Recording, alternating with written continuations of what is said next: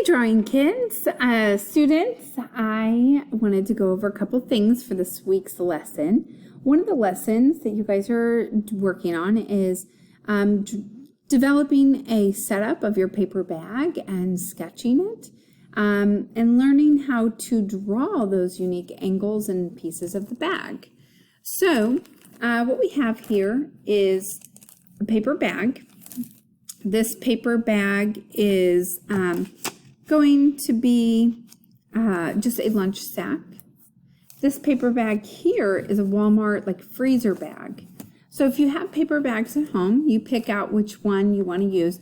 If you don't, maybe you could run by McDonald's or anywhere and just ask for a paper bag and grab yourself a paper bag. So when you guys get these bags, I do want you guys to look at how they are structured. That is going to be one of the lessons that you guys are doing at home, is figuring out how these paper bags are angled. So when I have my paper bag up like this, it is like a rectangle, but it kind of tapers in. So one of the assignments online is to actually find the vanishing points of those paper bags and identify where are those vanishing points going. What does that vanishing point do when you connect it back into space? So that's one of the assignments online. You guys will be setting up your own paper bags in a composition that works best for you. The hard part with this is teaching in person and online. Communication's going to get a little messy, and I apologize. So if I repeat myself, ignore it. If I haven't covered it, please listen. So as you guys are doing that online lesson, you guys are finding that vanishing point of that angle of the bag. Where does it line up and disappear at? What angle is the bag for you when you go to draw it? So if I were to set this bag out like that, I only see one side and two sides. You need to make sure that you see three sides of your bag when you set that up. Make sure that you set it up with great lighting so that you can cast shadows and get really good clear understanding of a highlight side and a shadow side. Also, if you have good lighting, you'll start to see these little creases develop right in through here where there's a shadow dipping down and a highlight dipping up. Now, let's get to drawing this bag. When you're drawing a bag, a couple main key components that you guys need to be thinking about is the structure. So I'm going to start with drawing a rectangle. And that rectangle is half as wide as it is wide on the other side. Why is that important? Well, I just drew it too narrow. So this side is half of what it would be on this side for me, the bag that I'm looking at. Now, I also see that the bag, using my visual measurement, bag is that long with my pencil. So I could go 1, 2 pencils tall based on my thumb to eraser. So that tells me that this is 1, 2 tall right here. Okay, so we looked at drawing cubes last week. This is why we were drawing cubes. All right, so there's my bag that's perfectly standing up like a cereal box. Now I need to modify it. Let's say that bag slowly starts to fold in. All right, so what I have here is that bag, and then let's say it slowly starts to taper inwards. Inwards. So I'm slowly going to bend that line outwards or inwards, right like that. And then looking at it, I see these little wrinkles that fold the paper, and I see a crease that starts, but then it gets hidden behind this front flap. So I see the crease, but it just slowly disappears. Let me see if I can get the camera to show you that. Right there. So you can kind of see that crease, and then it disappears. Okay, and sorry about my nail polish. We were testing Halloween nail polish at my house this weekend. So then after that, I need to look at the top and the back. Now here's the trick. What is happening right in this section? That's a really good question. Let's move on to the next thing. So, what is happening on that inside? Well, let's take a look at it. It makes a W, right? So it makes a little W. I can open it and I can close it, but it still makes that little W right there. All right, so when it's from a side view, it also makes like a W or an M. Now you guys will see it like that view above eye level. So you see a W. So I want you guys to be imagining that W as you guys are drawing this bag. I'm gonna open up my bag a little.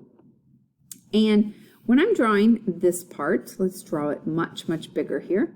I see a line here and a line here. And I see it zigzag in and out, and then back out, and back out. And then here's the middle part of the bag. All right, let's try this again. So this time I'm going to turn the bag, and I'm going to draw that bag from a side view. So I see the front side, the front of the bag, and then I see it flap in, flap out, flap back in. Here's that angle of the bag, and then I'm going to come in and draw that angle of the bag because that is that paper bag folding in, out, and back in. So just to kind of shade it here, that would go there. That would maybe be dark to light in through there. Just kind of show you what's happening. There's that W in there. All right. And then I would look very closely at the shading and try to figure out which one is darker, which one is lighter. Well, to me, looking at this, there's actually a really good play of light happening to where the top of this bag, the bumps, kind of separate from the darkness behind it. So can't really get that because I wasn't quite prepared to do a little demonstration of that.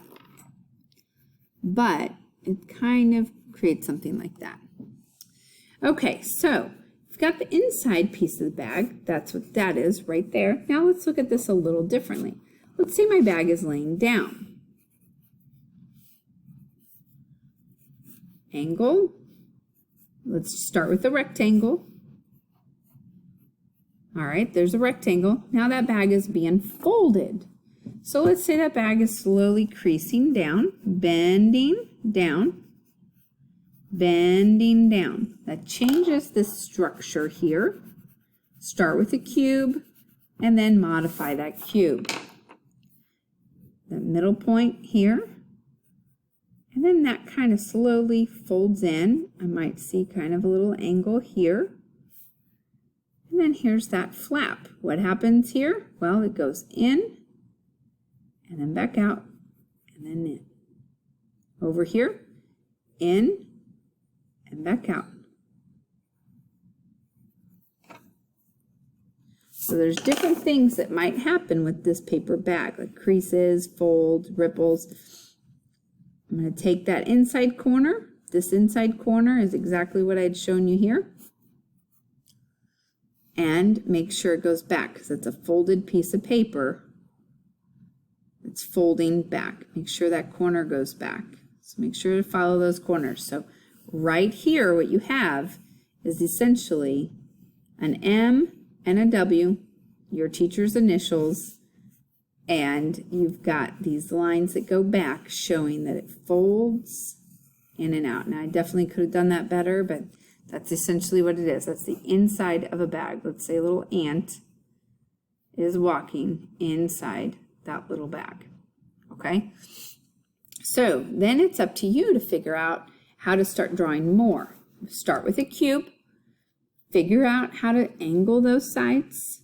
Figure out how to get that indentation in there and to show the sides. How do you get a bag to lay down? Now, how do you get a bag to fold?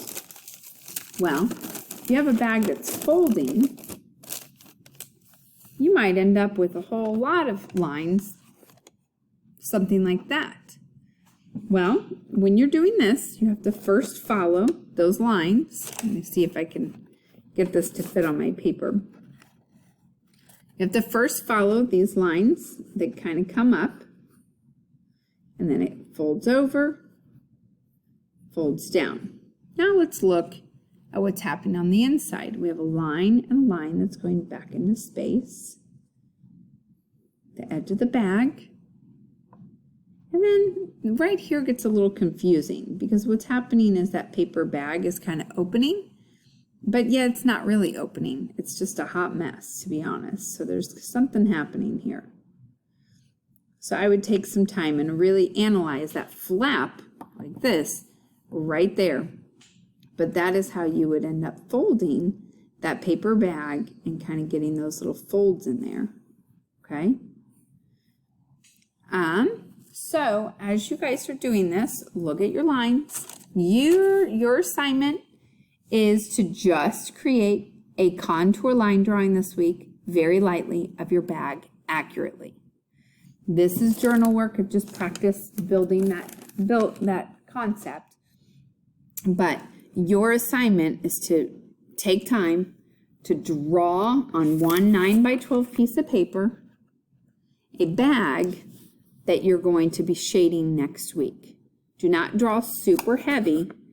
If you do that, you can't erase it.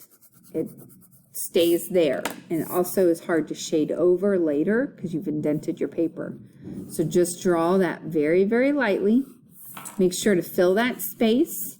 Don't have more than an inch on each side. You can have your paper horizontal or vertical. You can have more than one bag if you want. And you can have any kind of paper bag, but it does need to be a paper bag on a surface that has shadows to it and a highlight. I hope that helps make some sense of your how to draw folds and ripples of a bag.